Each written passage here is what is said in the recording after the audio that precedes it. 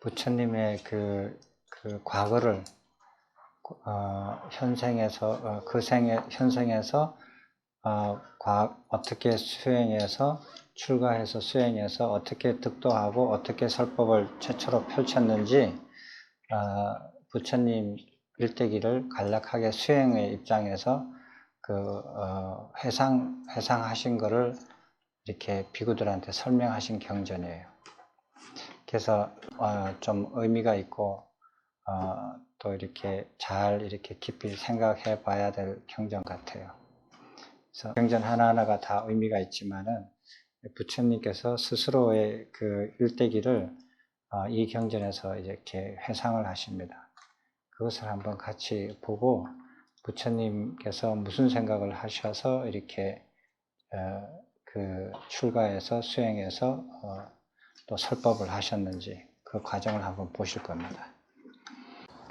자, 같이 읽겠습니다. 이와 같이 나는 들었다. 한때 세존께서는 사와띠에 있는 제타숲에 아나타 빈티카 원림에 머무셨다. 어느 날 오전 세존께서는 바루와 가사를 수하시고 사와띠로 탁발을 가셨다. 그때 많은 비구들이 아난다 존자를 만나러 가서 이렇게 말했다. 도반 아난다여, 우리는 세존을 직접 설법을 들은 지 오래되었습니다. 도반 아난다여, 우리는 세존을 직접 뵈면서 설법을 들을 수 있습니다. 참 좋겠습니다. 도반들이여, 그렇다면 탁발하여 공양을 마치고 람마카 브라만의 아시람으로 가서 계십시오. 그러면 세존을 직접 뵈면서 설법을 들을 수 있을 것입니다. 그렇게 하겠습니다. 도반이여라고 그 비구들은 아난다 존자에게 대답하였다. 잠깐만요.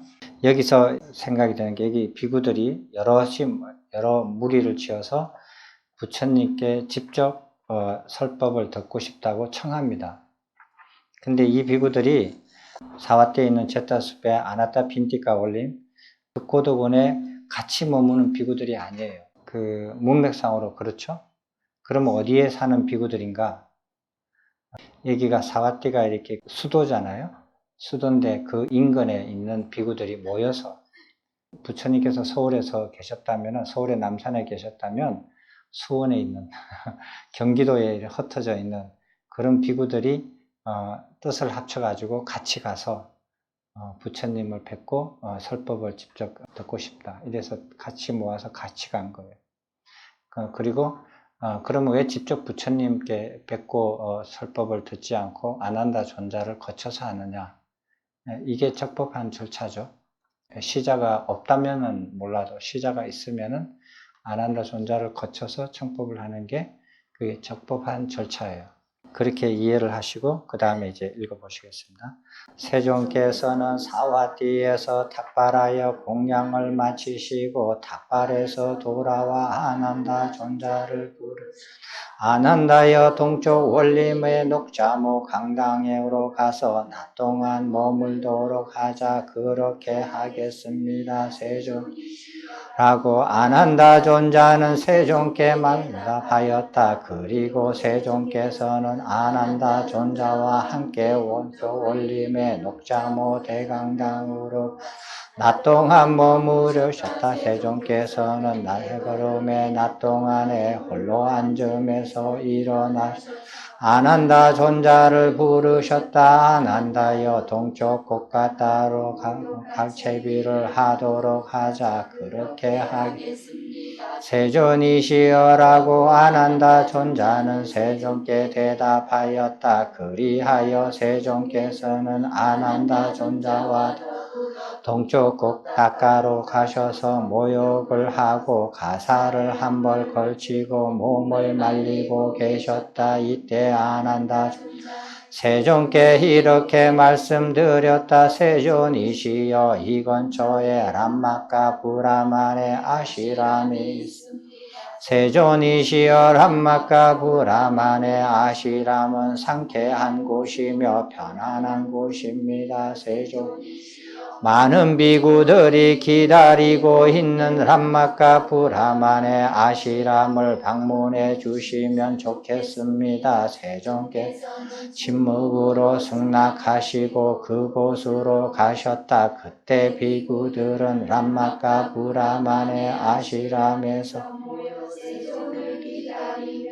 법담을 나누고 있었는데 세존께서 오시는 것을 보자 문을 열어드리고 세존께 자리를 마련해 드렸다. 자리에 앉으신 세존 비구들에게 말씀하셨다. 비구들이여 무슨 이야기를 하기 위해 지금 여기에 모였는가? 그리고 그대 하다만 이야기는 무엇인가? 세존이시여 저희들은 세존과 세존 가르침에 대한 이야기를 하던 중이었습니다. 라고 비구들은 대답 장하구나. 비구들이여 이처럼 법담을 나누기 위해 모여 있다니 믿음으로 집을 나와 출가한 그대 같은 좋은 가문의 아들들에게 참으로 어울리는 일이구나. 비구들이여 그대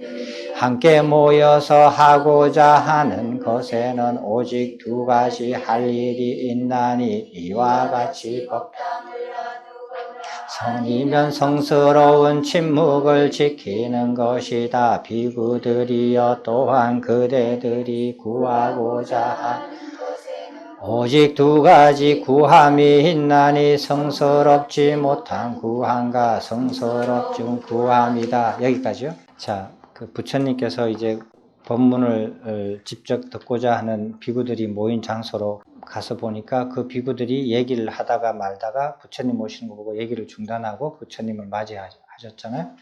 그래서 무슨 얘기를 하고 있었느냐? 그러니까 그 비구들이 부처님과 부처님의 가르침에 대해서 얘기를 하던 중이었습니다. 그러니까 부처님께서 칭찬하시죠. 참 잘하고 있구나. 그래서 할 일이라고는 또 두 가지가 있다. 여기서 할 일이 두 가지라고 그랬는데 한 가지가 법담을 나누는 거하고 하나는 성스러운 침묵을 지키는 거예요.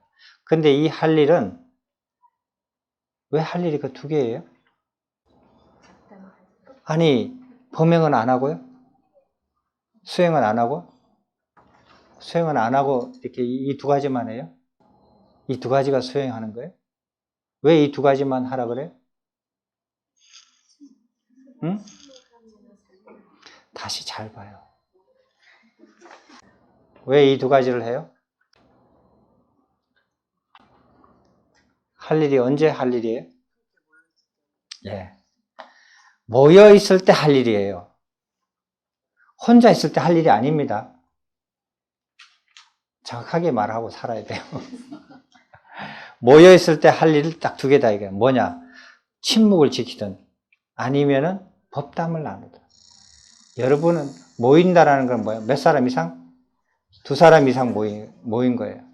두 사람 이상 모이면, 여러분은 두 사람 이상 모이면 뭐 해요?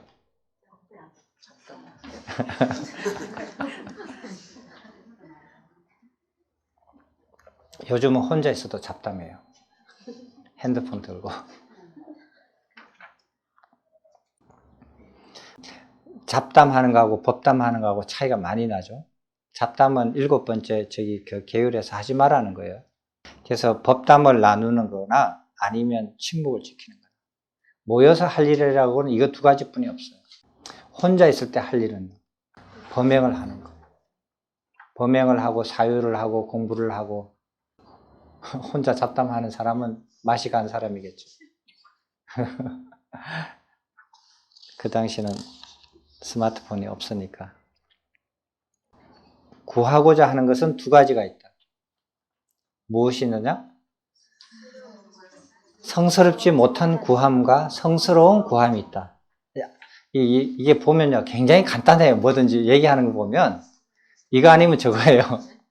다 이렇게 두 개로 간단하게 나누거든요. 너무 간단해요. 간단한데 실제가 그래 간단하거든요. 굉장히 간단해요. 구하는 게 뭐가 있느냐? 성스러운 거, 성스럽지 않는 거. 이 두 가지가 있다. 그럼 두 가지가 뭐냐 한번 보자는 거예요. 부처님께서 칭찬받은 이 비구들한테 무엇을 설하실 건지 이미 여기서 계획이 다 끝났죠. 어떻게 계획을 하셨는지 한번 차근차근 한번 공부해 봅시다. 비구들이여 그렇다면 무엇이 승스럽지 못한 구함인가? 비구들이여 어떤 사람은 자신이 태어나기 마련이면서 태어나기 마련인가? 구하고 자신이 늙기 마련이면서 늙기 마련인 것을 구하고 자신이 병들기 마련인 것을 구하고 자신이 죽기 마련이면서 죽기 마련인 것을 구하고 자신이 괴로워하기 마련인 것을 구하고 자신이 오염되기 마련인 것을 구한다. 이런 표현은 보신 적이 없을 거예요. 말이 굉장히 오묘합니다. 태어나기 마련이면서 태어나기 마련인 것을 구하고 괴로워하기 마련이면서 괴로워하기 마련인 것을 구하고 이게 무슨 말이에요? 괴로워하기 마련인 것을 누가 구하느냐고요? 세상 사람이. 마땅히 괴롭기 마련인 것을 구한 적 있어요? 여러분들이? 누가 괴로운 걸 구해요? 자기가 행복을 구하려고 그러지. 누가 병들기 마련인 것을 구해요? 건강한 것을 누구든지 구하죠. 그래도 끄떡이실래요? 이게 무슨 뜻이에요? 사람들은 그렇게 안 구하잖아요. 안 구하는데 왜 그렇게 구한다고 했죠? 괴로워하기 마련이면서 괴로워한 것을 구한다 이거예요. 이게 무슨 말이에요? 그 참 표현이 아주 오묘해요. 뒤집어서 생각하면 자신이 괴로워하기 마련이면서 괴로워하기 마련인 것을 구하는 사람이 어디 있어요? 뒤집어서 얘기를 해보면 그런 사람 없는 것 같은데 어떻게 이렇게 표현이 되는지, 이게 무슨 뜻인지 그 밑에까지 설명이 됐으니까 한번 읽어봐요. 어떻게 설명하셨는지 한번 다시 잘 보세요. 비구들이여 그러면 무엇을 태어나기 마련인 것이라고 하는가? 비구들이여 아는가? 아내가 태어나기 마련인 것이다 하인가? 태어나기 마련인 것이다. 염소와 양이 태어나기 마련인 것이다. 닭과 돼지가 태어나기 마련인 것이다. 코끼리와 소와 암말이 태어나기 마련인 것이다. 금과 은이 대련되어 태어나기 마련인 것이다. 이러한 것 같이 자신도 태어나기 마련인 것이다. 여기에 묶이고 홀리고 집착 자신이 태어나기 마련이면서 또한 태어나기 마련인 것을 구한다. 이해되셨습니까? 여러분이 평생 살면서 태어나기 마련인 것을 뻔히 알면서 태어나기 마련인 것을 구한 적이 있어요? 의도적으로 구한 적 없죠. 그죠? 그런데 다음에 또 태어나잖아. 의도적으로 구했으니까 왔겠죠. 아니에요. 의도적으로 구하지 않아요. 의도적으로 구한 사람도 있겠죠, 간혹. 그렇지만 대부분 사람들은 의도적으로 구하지 않는데도 다시 태어나게 돼요. 다시 태어나기 마련이에요. 근데 나는 구하지도 않았는데, 다시 태어나는 것을 구하지도 않았는데, 나는 다음 생에는 절대로 인간으로 안 태어나고 싶어 하면서도 다음에 또 태어나기 마련이거든요. 그러니까 자기가 구하는 것을 의지하지 않고 의도하지 않아도 이렇게 반복이 되는 거예요. 왜? 여기 적혀 있잖아요. 태어나기 마련인 것에 묶이고 홀린다는 말 알죠? 여우한테 홀린다라는 거. 묶이고 홀리고 집착해서 자기가 의지하는지 의도하는지조차도 몰라요. 모르는데 태어나기 마련이에요. 태어나기 마련인 것을 자기가 의지적으로 의도적으로 구하지 않았지만 태어나기 마땅한 것에 묶이고 홀리고 집착했기 때문에 의도하지 않고 의지하지 않아도 태어나기 마련인 것이다. 또다시 태어나기 마련인 것이다. 됐죠? 이제 이해가 되죠? 그 다음 문장 또 읽어봅시다. 비구들이여 그러면 무엇을 늙기 마련인 것이라고 하는가? 비구들이여 아들과 아내가 늙기 마련인 하인과 하녀가 늙기 마련인 것이다. 염소와 양이 늙기 마련인 것이다. 닭과 돼지가 늙기 마련인 것이다. 소와 수말과 한 마리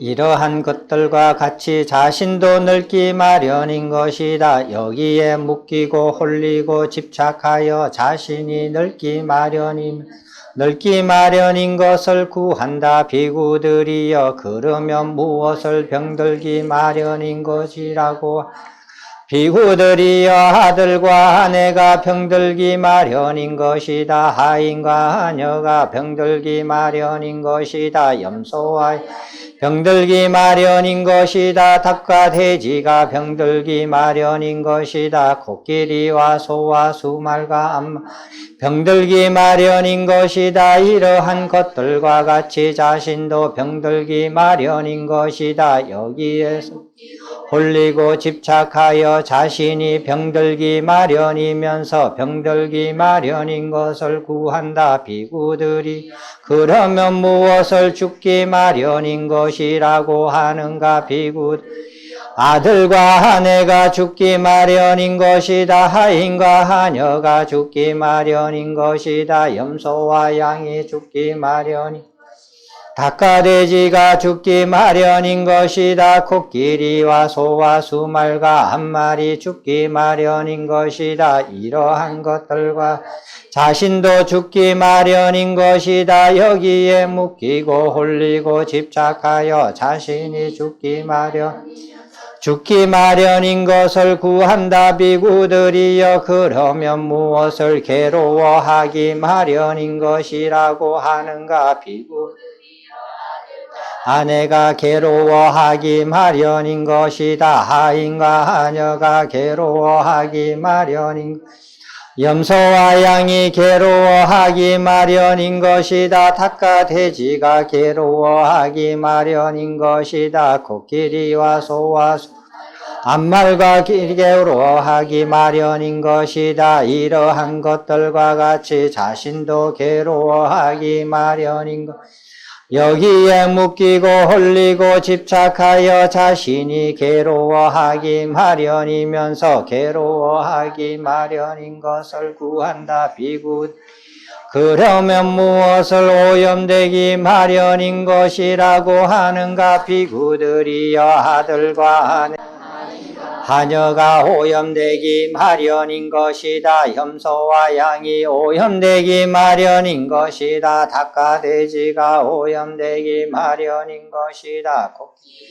소와 수말과 한 마리 오염되기 마련인 것이다. 금과 은이 더러워져 오염되기 마련인 것이다. 이러한 것들과 같이 자신도 오염되기 마련인 것이다. 여기에 묶이고 홀리고 집착하여 자신이 마련이면서 오염되기 마련인 것을 구한다. 여기까지요. 자, 태어나기 마련인 것을 구하고 늙기 마련인 것을 구하고 병들기 마련인 것을 구하고 죽기 마련인 것을 구하고 그 다음에 뭐 괴로워하는 것 마련인 것을 구하고 그 다음에 오염되기 마련인 것을 구한다. 그 6가지인데 이것이 성스럽지 못한 구함이에요. 근데 이것을 자세히 이렇게 보면은 뭐냐 하면은 자기가 뭐를 구하든지 간에 의도하든지 간에 뒤집어서 결과적으로 얘기하면 나는 뭐를 구하는지 이게 성스러운 구함인지 성스럽지 않는 구함인지 몰라요. 나는 판단이 안 들어요. 근데 내가 뭐를 구하는 게 있어요. 구하는 게 있단 말이에요. 내가 그것을 구하고 살았어요.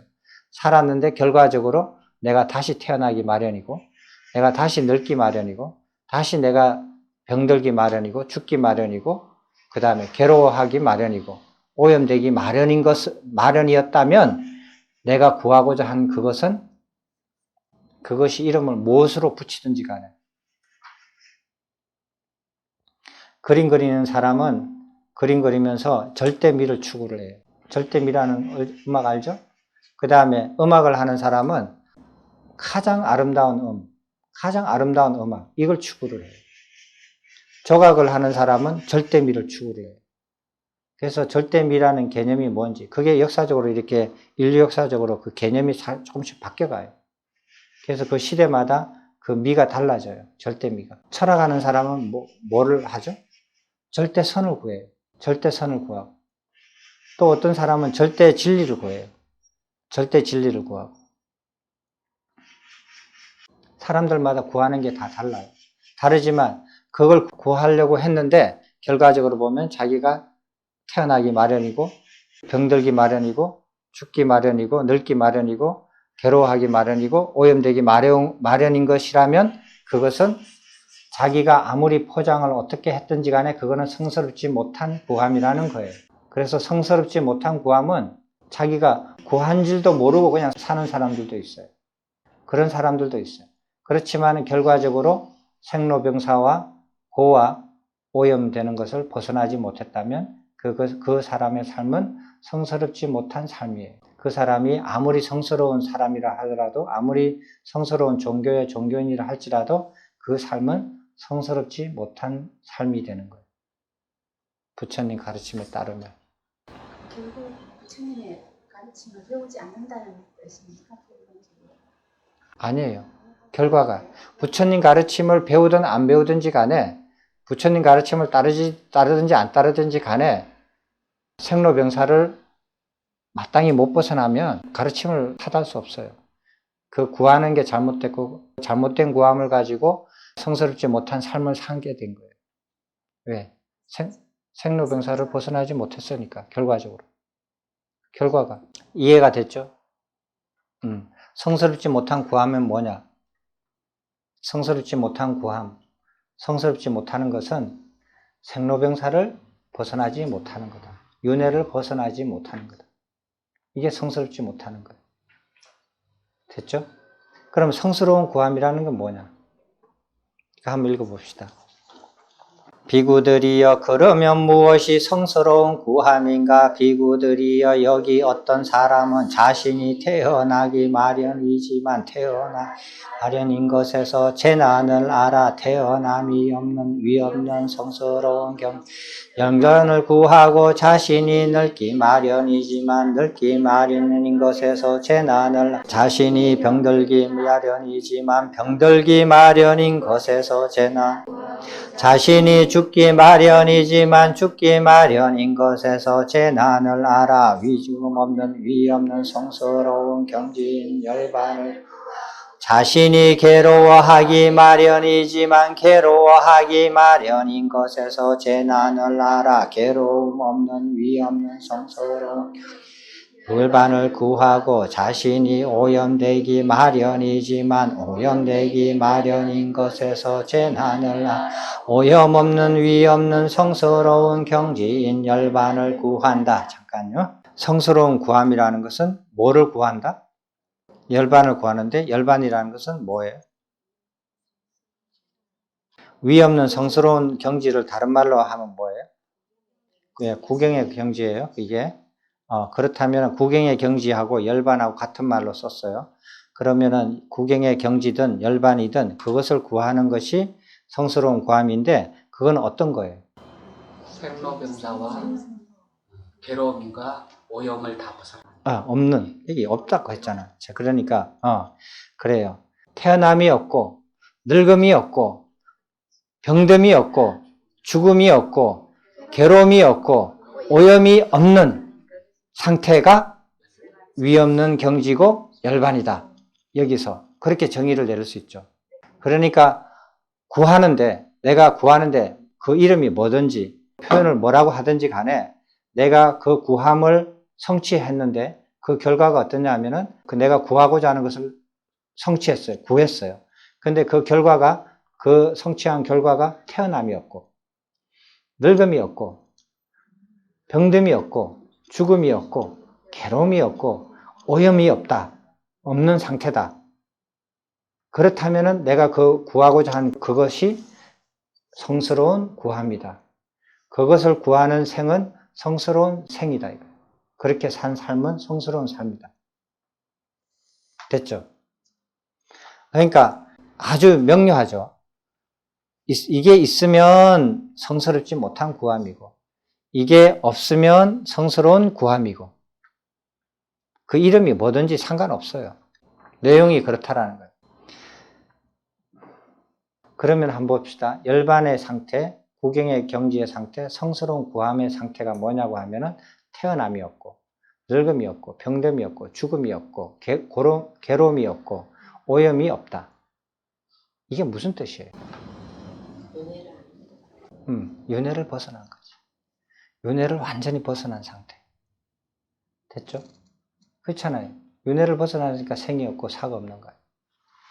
생과 사 사이에 늙음과 병듦이 있으니까. 윤회를 완전히 벗어난 거. 윤회를 완전히 벗어난 상태고. 그리고 또 태어나지도 않고 늙지도 않고 병들지도 않고 죽지도 않으니까 어떤 변화도 일어나지 않아요. 그죠? 어떤 상대적인 변화가 없잖아요. 그죠? 그리고 괴로움도 없고 오염된 것도 없고. 그럼 이건 무엇을 뜻하는가? 절대 세계를 뜻하는 거예요. 상대적인 어떤 그 비교 대상도 없고 변화도 없어요. 이런 상태를. 이런 거를 추구하는 것이 성스러운 구함이고. 불교식으로 표현하면은 영원함이 있는 것을 성취하는 거예요. 유상을 성취하는 거예요. 그 다음에 성스럽지 못하는 것은 무상이에요. 무상을 성취하는 거예요. 무상을 구하는 거예요. 무상한 것이 유익이에요. 유익이고. 유상한 것은 무익이고. 그 무익애가 열반이죠. 그러니까 유상, 항상 영원한, 영원 불멸함이 있는 세계. 그 다음에 영원한 불멸함이 없이 항상 변하는 것. 무상한 것. 그래서 무상은 내가 아니다. 나의 것이 아니다. 나의 자아가 아니다. 이건 뭐냐면 성스럽지 못하는 거니까. 내 거 아니다 이거예요. 네 거다 이거예요.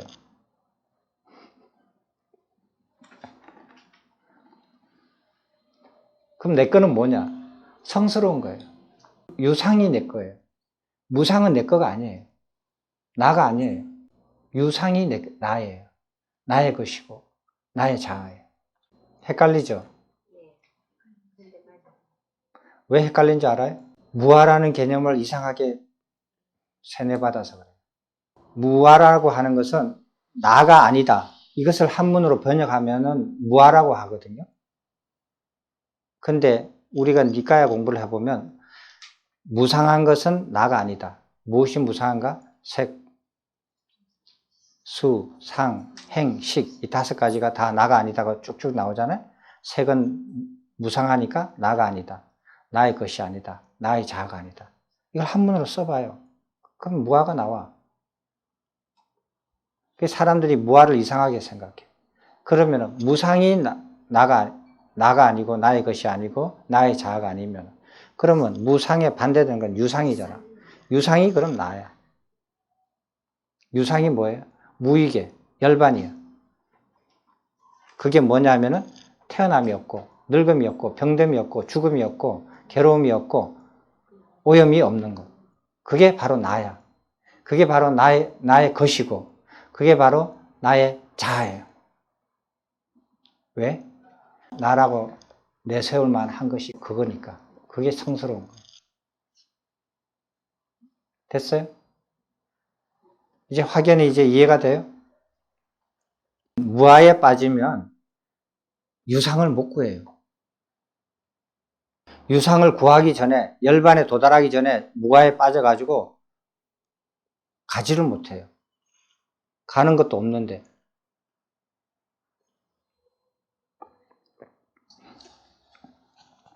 그리고 없는 그 자체를 또 열반이라고 또 그래요. 그렇게. 그러면은 거기 자기 나름대로 열반에 빠져서 즐거워하는 거예요. 제가 예전에는 그러지 않았지만 여기 니까야 공부를 하면서 가끔 그런 거를 봐요. 예전에 사람들이 시를 쓰는 거를 보면은 야, 이거 완전히 자기 나름대로 열반에 푹 빠져 있구나. 완전히 그래요. 그런 시들이 한두 개가 아니에요. 보면. 그래서 그런 개념을 잘못 이해를 하면은 그러면 오도 가도 못하고 그 자리에서 빠져버려요. 가지도 못하고. 이렇게 해석하는 거는 여러분들이 잘 들어보지 못하셨어요. 근데 여기서 그렇게 나오잖아요. 추구해 가면, 사유해 가면. 무상은 고다. 고는 내가 아니다. 나의 것이 아니다. 나의 자아가 아니다. 엄청나게 반복이 많이 되죠? 그죠? 자, 그 문장을 딱 뒤집으면 유상은 고가 없다. 고가 없는 것은 나다. 나의 것이다. 나의 자아다. 그죠? 즉각 나오죠. 자, 그래서 성스러운 구함이에요. 유상을 현대말로 하면 영원불멸한 거예요. 무상은 영원불멸하지 않은 거예요. 무상은. 그러니까 그거를 한문용어로 자꾸 이상하게 어렵게 생각하지 마세요. 그걸 현대말로 내용을 이해를 하면은 그 굉장히 쉬운 말이에요. 안 그래? 제가 뭐 거짓말해요? 왜 이상하게. 상자가 항상 상자예요. 항상상. 항상함이 있다. 항상함이 없다. 옛날 사람은 그걸 항상함이라고 표현을 했거든요. 근데 현대 사람은 서양의 철학에 영향을 받아가지고 항상함이라고 표현 안 해요. 그런 말은 잘 안 써요. 영원하다라고 표현을 해요. 항상함을 영원하다라고 표현을 한다고요. 현대 사람들은. 그러니까 유상이라는 것은 항상함이 있는 것이라는 것은 영원한 것, 영원불멸한 것. 그게 유상이에요. 무상, 우리가 흔히 말하는 무상, 재행무상, 그러죠? 재행무상 할 때, 그 무상은 영원불멸하지 않다라는 거예요. 모든 행은 영원불멸하지 않다.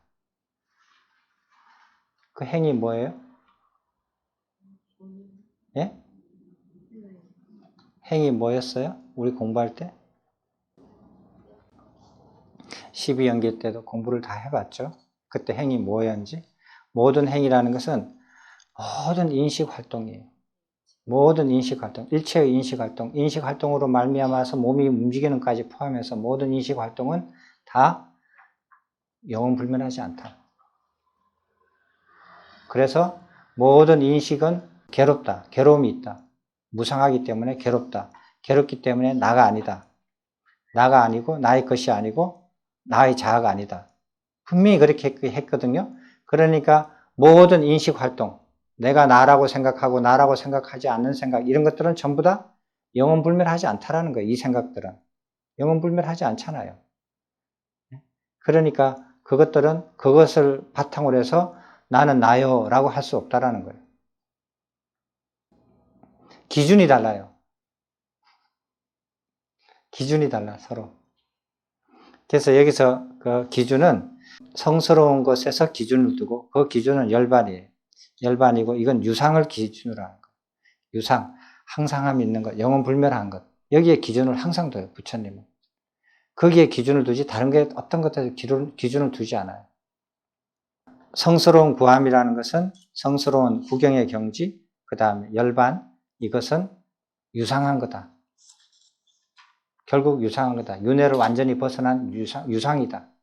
유상이라는 것은 지금 말로 하면 영원불멸한 거다. 절대의 세계다. 됐어요? 그렇기 때문에 거기에는 고가 없다. 고의 잠재 성량까지도 완전히 없다. 다시 고를 반복할 수 있는 기회조차도 없다. 그런 가능성조차도 없다. 안 그러면 언제든지 반복된다. 왜? 성스럽지 못한 상태니까. 그 고도 없고 즐거움도 없고 뭐 늘어남도 없고 즐거움도 없고 그럼 그 상태는 몸이 건조한 상태인가요? 상대적으로 뭐 성취감도 있고 뭐 즐거움도 있고 행복감도 있고 근데 그 전혀 뭐 보면 되게 몸이 건조한 상태가 아닌가. 성취감이 있고 그 사이에 즐거움도 있고 그러잖아요. 근데 그 성취감이 영원하지 않고 그 사이에 느끼는 즐거움이 영원하지 않아요. 그 즐거움이 생겼다가 없으면 다시 또 고가 생겨요. 그 성취감이 생겼다가 사라질 때 다시 고가 생겨요. 그래서 그러한 성취감의 밑바탕에는 고가 깔려 있고 그러한 사이사이에 일어나는 즐거운 바탕에는 고가 깔려 있어요. 그렇게 깔려 있는 이 고 자체를 벗겨버리는 거예요. 그러면 거기에는 그러면은 즐거움이 없느냐? 그건 즐거움이라고 말할 수조차도 없는 거예요. 왜? 즐거움 다음에는 고가 있기 때문에. 즐거움이 있다라고 얘기하면 그게 고가 스며 있거든요. 고를 인정하는 거예요. 열반에서. 즐거움이 있다라고 인정을 하면. 그래서 그런 표현을 안 써요. 그래서 어떻게 표현하느냐? 적정이라고 표현해요. 네, 고요하다. 즐거움도 괴로움도 없이 고요하다. 어떤 변화도 없다. 즐거워서 이 상태에서 더 즐거운 상태로 변하지 않는다. 이 상태에서 더 즐거운 상태로 변하면 이 상태가 지극한 상태가 아니에요. 그죠? 더 즐거운 상태로 변할 수 있는 단계가 남아있다면 이거는 더 즐거운 상태만큼 덜 즐거운 상태가 돼요.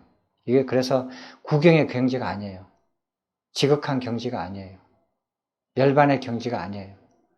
더 좋아지고 더 즐거워지고 더 행복해지고 뭐가 더 나아질 수 있는 그런 여백이 하나도 없는 것이, 위에 여백이 하나도 없는 것이, 그것이 위 없는 경지예요.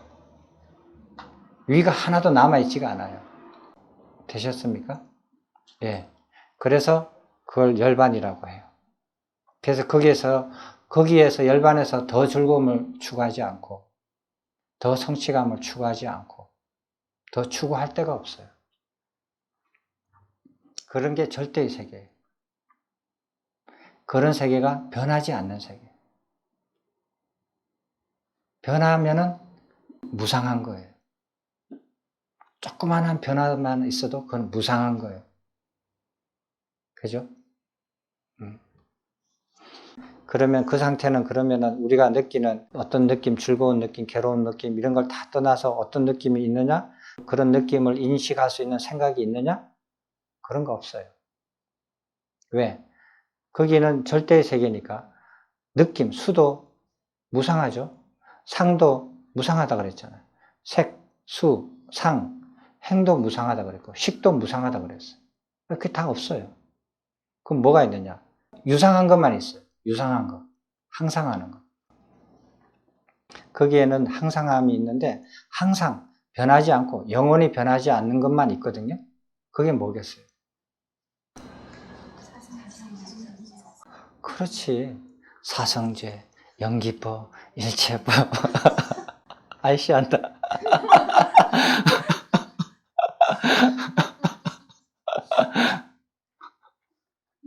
입에 달고 살면서도 물어보면은 입이 안 떨어져요?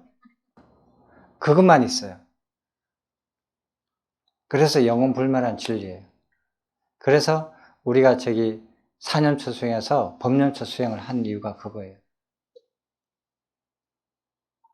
그래서 열반에 도달했을 때, 멸진정에 도달했을 때 항상 정연구에서 나오는 것이 사성제가 있는 그대로 안다, 알고 본다 이렇게 나오죠. 고성제를 그대로 있는 그대로 알고 본다.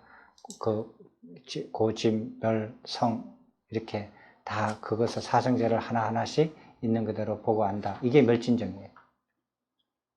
처음에 사람들은 사성제 나도 아는데 멸진정까지 가서 또 알아야 되나? 이게 멸진정인가? 이렇게 생각하거든요. 그래서 거기에서는 진리만 있어요. 영원불멸한 진리. 멋있죠? 가고 싶지 않으세요? 하도 멀어서. 얼마만큼 먼데요? 아마 그죠? 여기서 회장님 집이 더 멀걸요, 아마.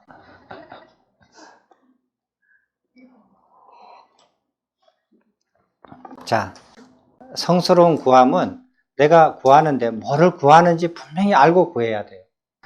뭔가 알려고 하고 공부하려고 그러고 뭐를 찾으려고 그러고 했는데 그게 뭐냐고요. 그건 그냥 무척청 여기도 찔러보고 저기도 찔러보고 저기도 찝쩍거리고 저기도 기웃거리면서 막 이것저것 다 배워요. 뭘 배우려고 하느냐, 구하는 게 뭐냐 이거예요. 그걸 정확하게 알아야 돼요. 여기에 이게 정확한 게 이거예요. 그런데 영혼 불명한 게 법이라는 그 의미를 잘 이해를 못하겠습니다. 이해를 못하는 게 아니라 생각이 안 미쳐서 그래요. 지금 있는 모든 생각, 해왔던 모든 생각, 모든 기억들, 배웠던 것들을 다 동원해도 거기에 미치지가 않아. 자기 생각이 묶이지도 않았는데 거기에 생각이 이렇게 아무리 자기가 지금 생각을 하려고 해도 자기 생각이 뻗치지를 못해. 손이 안 닿아져. 그게. 그래서 이해를 못 하는 거예요. 생각이 안 미쳐지니까. 왜? 이런 말 들어본 적도 없고, 생각해 본 적도 없고, 읽은 적도 없고, 추구해 본 적도 없으니까. 듣자마자 이해하시려고요? 깜찍하시네요.